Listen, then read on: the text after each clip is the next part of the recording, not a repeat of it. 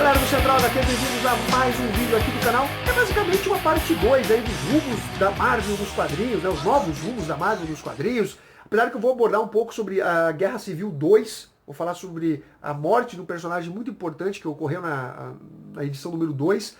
Mas eu vou colocar em spoilers para vocês, eu vou avisar, você vai poder acompanhar o vídeo, eu vou avisar quando eu for falar sobre isso, tá? Vou deixar na descrição também o tempo, para você não ser comprometido com alguma revelação que você não queira saber, pelo menos agora.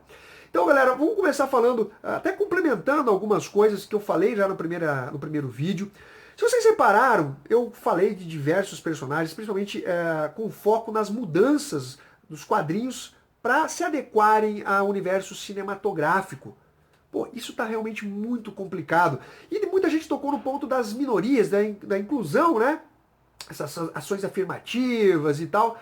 Se vocês repararem no meu vídeo, em nenhum momento eu falei, substituíram o Homem de Ferro por uma garota afrodescendente, uma garota negra.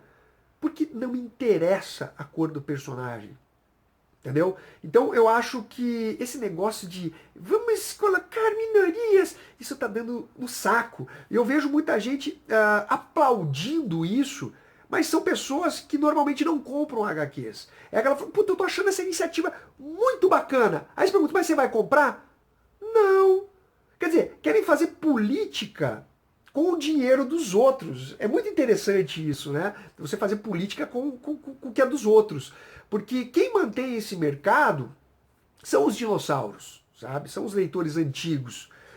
Óbvio que sempre bom vir novos leitores e que tenha, sim, inovações, mas que sejam feitas inovações de forma orgânica, de forma natural, não de forma forçada para falar, olha só, agora colocamos a cota dos asiáticos, colocamos a cota dos negros, até porque não precisa disso. Nós temos personagens foda. Nós temos Pantera Negra, né? Que é um dos grandes destaques aí dos Illuminatis. Eu e o Konema falamos sobre ele, o Namor, que são dois personagens incríveis. Nós temos um destaque do Luke Cage na fase dos Vingadores, escrito pelo Brian Michael Bendis, inclusive liderou os Poderosos Vingadores. Nós temos a Capitã Marvel, a Mônica, que virou depois a Photon. Por que ela não tá como Capitã Marvel? Olha, ela é negra. E seria uma ótima personagem, uma personagem que eu, inclusive, gosto bastante. Ela liderou a equipe Nova Onda, que foi escrita pelo Warren Ellis, que saiu em Marvel Max aqui no Brasil. E é muito interessante analisar essa coisa de, olha, a Marvel está colocando ações afirmativas nos quadrinhos. Galera, a Marvel sempre colocou os personagens excepcionais nas suas histórias, os personagens diferentes. Nós temos Demolidor. Quem que é? Matt Murdock, um cara cego. Olha, o cego se transformou num herói. Nós temos o Professor Xavier, uma pessoa que é cadeirante e ele é o líder dos mutantes. Nós temos, olha só, o Bruce Banner, um rapaz mega ultra inteligente que sofreu abusos do pai. Nós temos o Peter Parker, o cara que é o CDF piadista bobão, né? Que sofre bullying da galera no colégio, por ser todo certinho. Quer dizer, galera, nós temos sim, desde a década de 60, a inclusão de personagens diferentes. Isso tudo de forma muito orgânica. Nós temos o Thor, né? Don Blake. O que ele andava? Com uma bengalinha. Ele tinha problema numa perna. Então, as pessoas estão vendo isso como, olha, agora estão colocando personagens assim, assado. Foda-se! Sinceramente, eu não consigo entender isso. Não é, e eu vou falar mais, não é só questão de ter boas histórias ou não ter boas histórias. Quando a gente fala em Marvel e a gente fala em DC, nós estamos falando de um plus. Você vai falar assim, Fernando, vamos criar uma editora agora aí, com um catálogo de personagens fudido, que vai fazer parte da cultura pop. Você acha que isso é fácil fazer? É tranquilo? Porque, olha só, eu até comentei isso com o Konema, falei com o Load por WhatsApp, a gente se comunica bastante, e eu comentei com ele, falei, olha Load, olha como é interessante. Nós temos Saga, da Image, né? Que está papando vários prêmios Eisner aí. Você compraria Saga se não fosse fuderoso, fosse uma história muito bacana, que está ganhando prêmios e tal? Você dificilmente iria comprar um material desconhecido.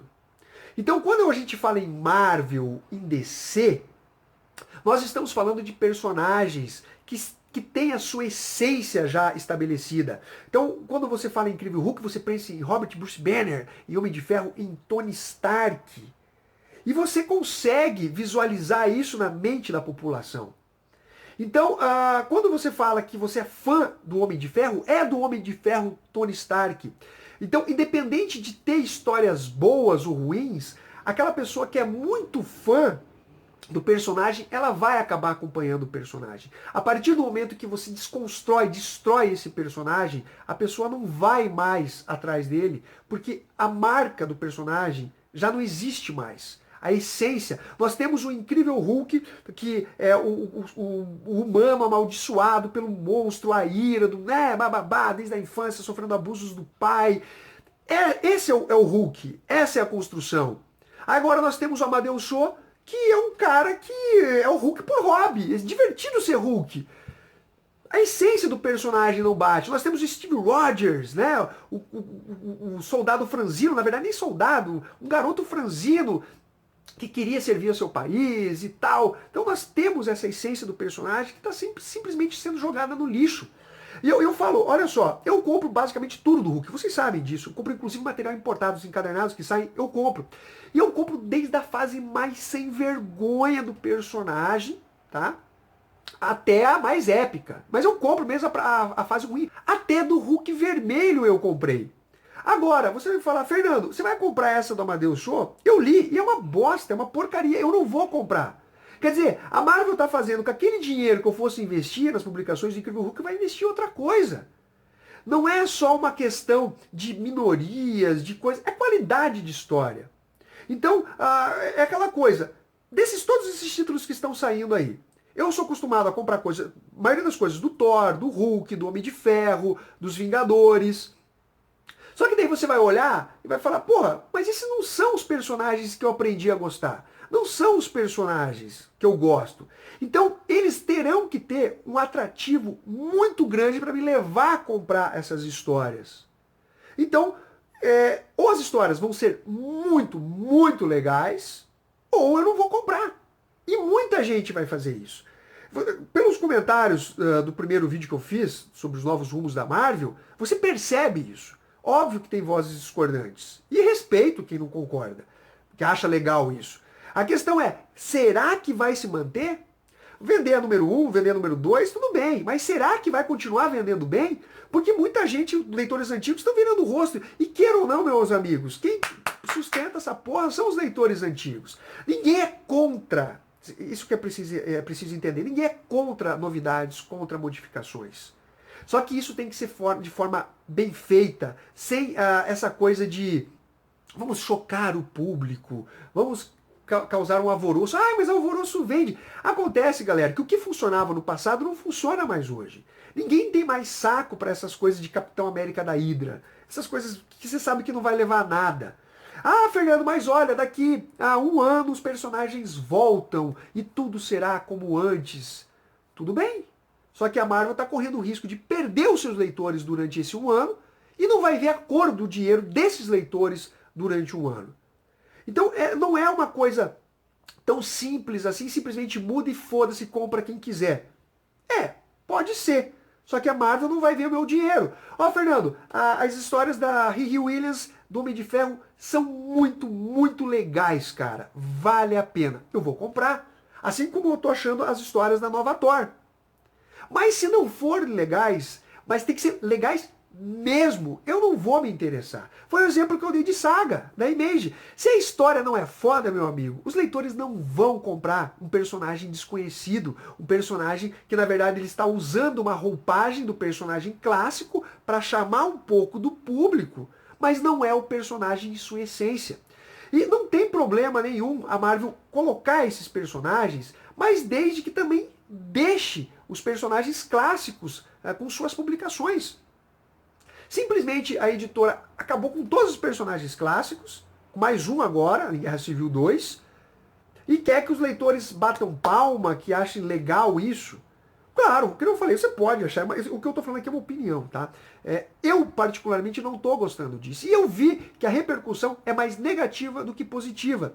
E eu já comentei sobre isso. Muita gente, vai no embalo, eu sou a favor das ações afirmativas, da inclusão dos personagens e bababá. Mas você vai comprar? Eu falo comprar, não é ler por scan. Você vai comprar, a publicação vai chegar e você vai comprar? Eu quero ver. Sabe? Que a pessoa gosta de fazer política com o dinheiro dos outros e tal. Muita gente surge. É engraçado isso. Muita gente surge quando tem alguma coisa agora, que tá na moda, minorias e tal. Não importa onde seja. Se for nos quadrinhos, de repente surgem pessoas que você sabe que nunca leram uma HQ na vida. Mas é porque o tema é mulheres, feminismo, gays, nos quadrinhos. Pronto, agora sim. Agora os quadrinhos ficaram bons. Antes os quadrinhos eram uma merda. Não é bem assim, sabe? E tudo que você fala, olha, é um preconceito. Eu já falei sobre isso no vídeo de extremismo e vamos tomar no meio do cu. Mas o ponto, galera, é que eu acho que tá faltando equilíbrio aí da Marvel Comics. Você tinha, por exemplo, o Capitão América morto, mas enquanto o Capitão América morto, o Thor tava para ressurgir. Nós tínhamos o Tony Stark, nós tínhamos o Incrível Hulk, o Peter Parker. Nós tínhamos os personagens clássicos, Quarteto Fantástico, todo mundo. Agora não, todos estão sumindo. Todos estão sendo substituídos. Alguns ainda estão voltando meio capengando ali. O Thor tá voltando, apesar que a nova Thor tá bacana. O Thor tá voltando ali, vai ganhar um título próprio. Mas as modificações Porra, cara, o Doutor Destino, Homem de Ferro, umas coisas, velho, que não dá pra entender o que tá acontecendo. Grupos joviais, teens, vamos fazer adolescentes agora. Putz, tem que ter esse nicho, mas cadê os Vingadores clássicos? Cadê os Vingadores clássicos pra galera que gosta de acompanhar esse tipo de material? Tem que ter para todos os gostos. Esse é o ponto. Ninguém é contra a inovação. Ninguém é contra que outros personagens gays, negros e tal, apesar de que eu acho que tem vários personagens negros na Marvel que poderiam ser simplesmente alçados a um novo posto dentro da editora, ganhando títulos, ganhando importância dentro de equipes, mas não. Nós temos a Spider-Gwen, temos a versão dela do Deadpool feminina, temos, cara, o universo Marvel, esse All New, All Different, tá totalmente de cabeça para baixo, tá? O universo Marvel tá irreconhecível. Esse universo Marvel novo não vai trazer de leitores antigos que pararam de colecionar, não traz ninguém. Ninguém vai bater o olho e falar, quem que são esses personagens, cara? O que aconteceu aqui? Quarteto Fantástico tá sem título. Mutantes acabaram com os mutantes. E não é só essa questão de minoria, o universo cinematográfico tá fudendo a parada também. O que aconteceu é que jogaram alguns mutantes na equipe dos Fabulosos Vingadores, né? Botaram ali alguns mutantes. Basicamente é formado por mutantes, né? Os Vingadores. Mas os mutantes estão sendo simplesmente colocados em 20º plano e agora estão tentando elevar os Inumanos. Tudo por uma questão cinematográfica. E isso realmente está muito complicado. Agora eu vou comentar um pouquinho sobre Guerra Civil 2 e a morte de um personagem muito importante. Então vai ter spoilers a partir de agora. Eu vou deixar na descrição o tempo desse spoiler. Bom, galera, Guerra Civil 2 já começou mal, de forma bem sem vergonha. Uma equipe ali B, C, D vencendo Thanos, velho. O Bendis, olha, o Bendis já foi um grande escritor, mas atualmente o cara só vem fazendo merda. E Invasão Secreta, que tinha um plot bacana, ele já fez uma porcaria. Aquele Guerra Secreta que vivendo o Nick Fury, o surgimento de uma nova agente da SHIELD, a Tremor, o Luke Cage sofrendo um atentado, também deixou a desejar. O cara, sério, eu não sei o que aconteceu com o Bendis. E na edição 2 nós temos a morte do Robert Bruce Banner. Sim, não tem mais o Hulk agora, galera. O personagem vai ficar com o Amadeus Cho. Ele é o incrível Hulk adolescente, jovial, que se torna o Hulk por hobby. Ai, como eu tô feliz de se transformar no incrível Hulk.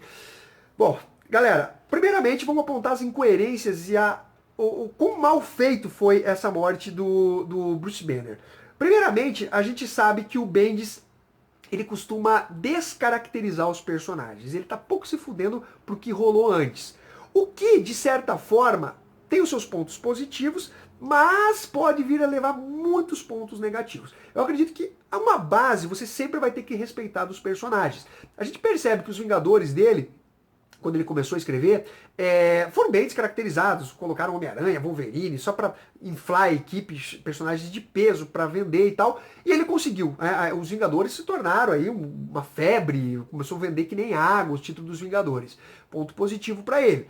Acontece que ele faz algumas descaracterizações, como o Doutor Destino, quando ele colocava o Doutor Destino falando sua vaca, sua não sei o que, o John Byrne. Pô, ele é um soberano, ele é um lorde, ele não fala dessa forma. Ele é um vilão, mas ele não age com esse tipo de linguajar.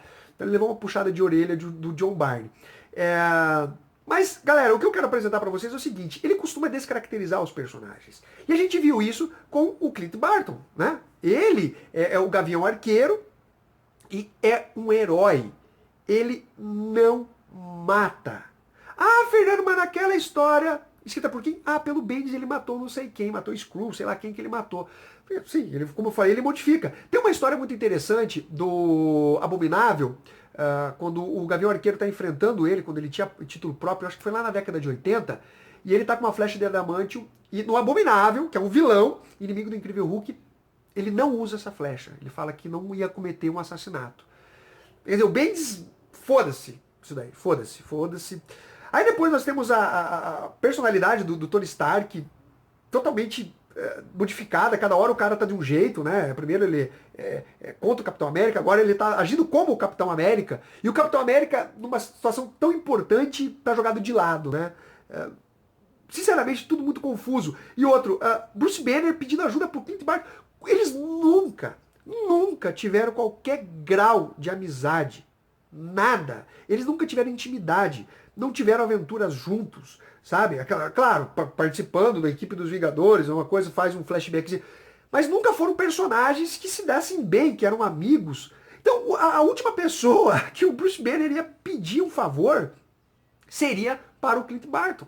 Ele não ia pedir esse favor para ele. Podia ser para outro personagem.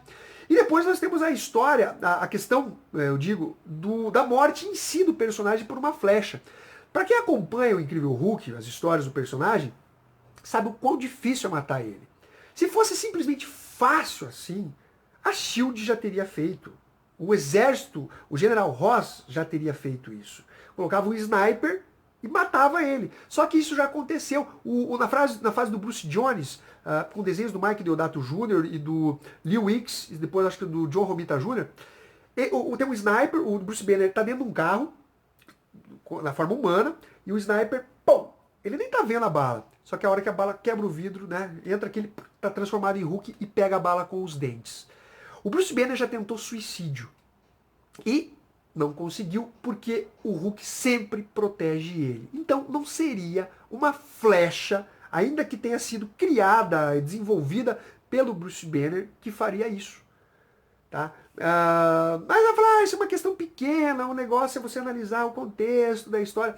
Descaracterizado o Clint Barton, ele não faria isso. Não é da personalidade do personagem. Inclusive o Bendis mesmo falou, olha, a equipe criativa do título Hawkeye ali, do personagem, vai ficar puto da cara comigo. Óbvio, porque não condiz com a personalidade do personagem. Sinceramente, galera, eu acho que a Marvel tá viajando, tá numa loucura que eu não entendo. Como eu disse pra vocês, isso é uma opinião pessoal minha. Respeito a opinião de vocês e quem discorda, que acha que tá bacana isso daí. Legal.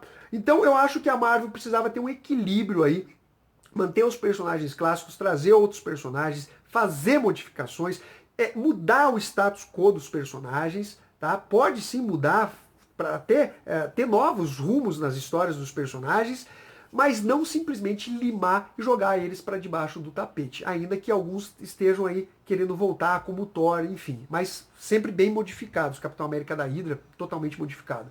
Então, galera, deixa sua opinião aí. Espero que vocês tenham curtido esse vídeo. Esse é basicamente um complemento do primeiro vídeo que eu falei.